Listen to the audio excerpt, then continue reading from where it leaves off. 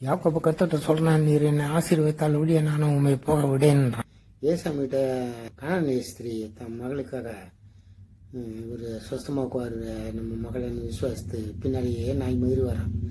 அவரும் கண்டுக்காம காணானி ஸ்திரீயை பார்க்காத மாதிரி போயிட்டே இருக்கிறாரு. சீசர் கூட ஒரு கட்டத்தில் சொல்கிறாங்க, ஏன் சாமி அவளுக்கு ஏதாவது உத்தரவு கூடும், இல்லாட்டினா ஏதாவது செய்யும், இல்லாட்டினா திரும்பி போன்னு சொல்லும், ஏதாவது பாவம் தொடர்ந்து வந்துக்கிட்டே இருக்கிற அந்த பொம்பளை சீசர்கள் சொல்கிறாங்க, எப்படியாவது இவரை நம்ம சந்தித்து இவர்கிட்ட நம்ம குறைய சொல்லி நம்ம நம்ம பிள்ளைய காப்பாற்றணுன்ற விட்டாப்புட்டியாக வர்றாங்க.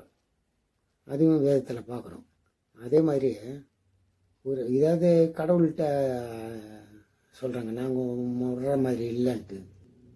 ஒரு மனுஷன்கிட்ட ஒருத்தி சொல்கிறான், நான் உண்மை விடுற மாதிரி இல்லை, ஒரு காரியமாக அவரை பார்க்க போகிறான்.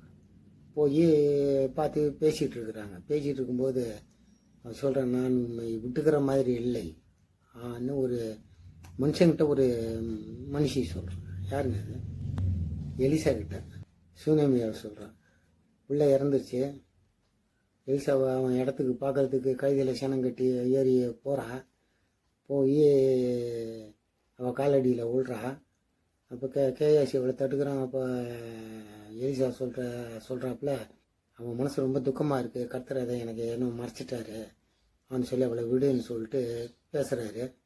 பேசும்போது சொல்கிறா, நான் குழந்தை கேட்டேன், உண்மை எனக்கு கடவுள்கிட்ட குழந்தையும் வாங்கி கொடுத்து அந்த குழந்தையும் சாவடிச்சு என்ன நோக்கடிக்கிறியா, இது தேவையா உனக்கு?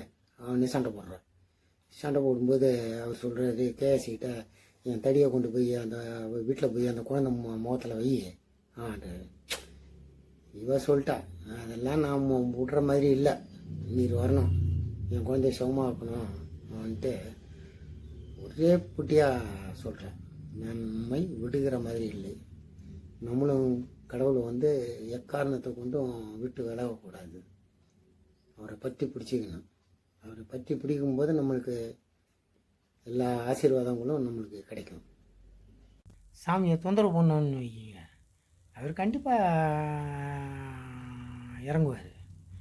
நம்ம தொல்லை தாங்காமலே அவர் சரி இவங்களுக்கு ஏதாவது செஞ்சாகணும்டா, நம்மளை விட மாட்டான்டா ஒன்று அவர் நினைக்கணும், இறங்கிடுவார்.